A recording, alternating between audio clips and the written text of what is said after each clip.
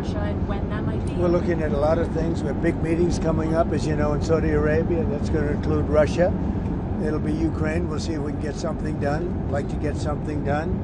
A lot of people died this week, as you know, in Ukraine.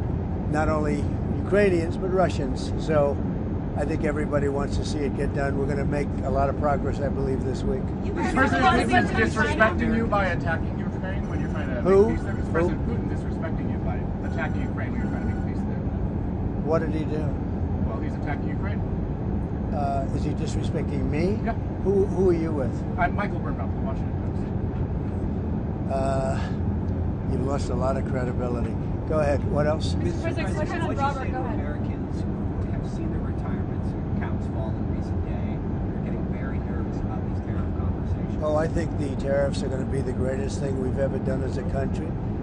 It's going to make our country rich again. We have many companies, as you know, auto companies are opening up plants now. We've had 4 or 5 announced already, but many more are coming. And we're basically going to take back the money, a lot of the money that we've given away over many decades. We've lost our jobs, we've lost our factories. We've lost 90,000 factories since the beginning of NAFTA. It's not that long ago. 90,000 factories, think of that. And we're going to get them back, and they're coming back, and they're coming back in records. Look at what happened with the big chip company, the biggest in the world, by far the most powerful chip company in the world, from Taiwan, and they're going in with $200 billion of money, and they're going to build something that's going to give us 35–40% of the chip market in one company. No, it's going to bring it back, and I think it's going to make us bring us to a level that we've never had before. Is there going to be a government shutdown this week? Many of your supporters are concerned about your supporters are attacking SCOTUS Justice Amy Coney Barrett. You put her on the bench. They're saying she's a DEI hire. Do you regret putting her on the bench? Look, she's a very good woman. She's very smart, and I don't know about people attacking her. I really don't know. I think she's a very good woman, and she's very smart. Is there going to be a government shutdown at the end of this week? Could happen. I mean, the Democrats want that. They want to destroy the country. So I can't tell you, but it could happen. It shouldn't have happened, and it probably won't. I think the CR is going to get passed. We'll see, but it could happen. You never know. The Democrats are out of control. You saw that the other night during the speech when they wouldn't stand up for 2 of the young ladies were killed by illegal aliens. One with the cancer, the young man with the cancer, and all you want to do is stand up and applaud the man and the boy, the young boy. And nobody's ever seen anything like that.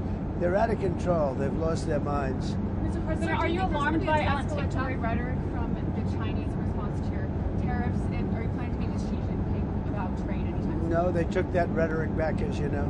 They were very tough, and I said, whoa, what's that all about? That rhetoric was taken back. You know that, right? My question to you is... I mean, but if you know that, why would you ask that question? Are you planning to meet with Xi Jinping anytime soon? Yeah, at some point I will. I have a very good relationship with President Xi. Very good. And at some point I'll be meeting with him. Sir, do you think there's going to be a deal on TikTok soon? There could be. We're dealing with 4 different groups, and a lot of people want it, and it's up to me. So there could be. Who are you leaning towards? All 4 are good. Mr. President, You have said there's no feud between your cabinet members and Elon Musk. You Yeah. even had dinner with him last night, Secretary Rubio. However, tensions are high between your cabinet and Mr. Musk. How are you going to simmer down tensions? Does Mr. Musk need to back off? Well, I don't think the tensions are high. Look, Elon's a very special person, and these cabinet people are special people. You know, these are very successful people, or they wouldn't have gotten, you know, they've attained the highest heights of government. And I think they have a fantastic relationship to Elon. And Doge has been incredible. You know, hundreds of billions of dollars of waste and fraud and abuse has been already found. And that doesn't mean they don't have a little bit of an argument here and there about something, or maybe personnel arguments. There's not too many contract arguments. You know, contracts have been found. This is much more than just personnel. And we found hundreds of billions of dollars of fraudulent contracts, or very wasteful, but I think fraud. I think it's fraud. There was just another plane crash. And I think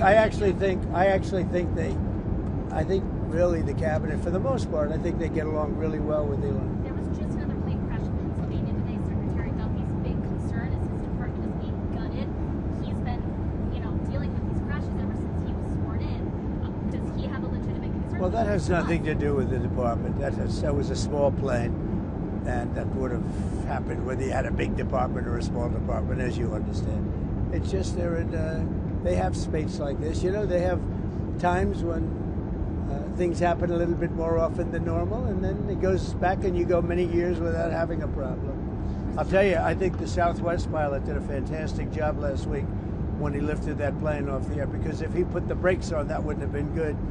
And I think the license should be maybe revoked for the plane that got in the way from the pilot, revoked for the plane that got in its way. But the way he immediately stepped in the gas and lifted up, as opposed to thinking for about 3 seconds when it would have been too late. The Southwest pilot or pilots they did a great job. Russia, China, and Iran are doing military exercises together. Does that concern you? No, not at all.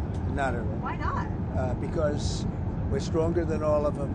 We have more power than all of them. I rebuilt the military. Unfortunately, Biden did nothing with it, but I rebuilt the military. But we don't want to even talk about that. I think if you look at what's happening and if you see what we've done, and if you see where we've come, and let's see what happens with the whole Russia-Ukraine thing. I think you're going to have eventually, and maybe not in the distant future, you're going to have some pretty good results coming out of Saudi Arabia this week. Are you going to resume aid to Ukraine if they sign the minerals deal? Well, I think they will sign the minerals deal, but I want them to want peace.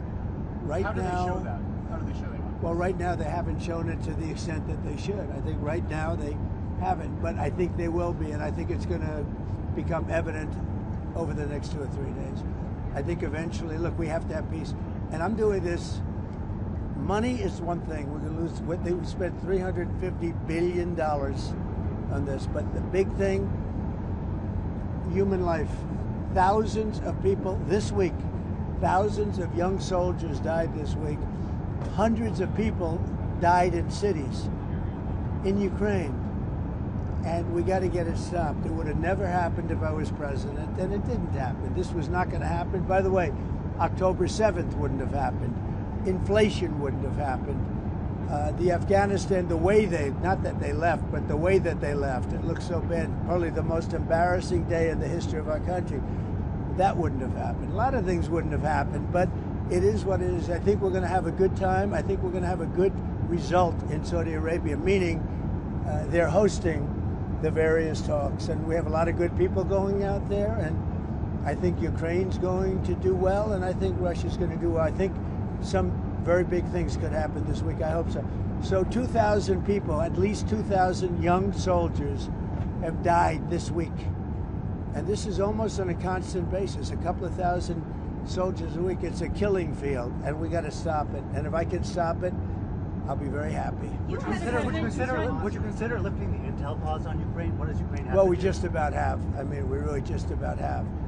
And we want to do anything we can to get Ukraine to be serious about getting something done. I say they don't have the cards. Nobody really has the cards. Russia doesn't have the cards. They don't have. What you have to do is you have to make a deal. And you have to stop the killing. It's a senseless war. And we're going to get it stopped. You hesitated with Maria Bartiromo. Where are we? Are we just about? We're just about ready to land. Are you worried about a recession? Maria Bartiromo asked you, and you kind of hesitated. I'll tell you what. Of course you hesitate. Who knows? All I know is this: we're going to take in hundreds of billions of dollars in tariffs, and we're going to become so rich you're not going to know where to spend all that money. I'm telling you. You just watch. We're going to have jobs. We're going to have open factories. It's going to be great. And the plane is landing. And thank you for a lot of good questions. Okay. Thank you very much, everybody. Thank you. Thank you. President. Thanks, Caroline.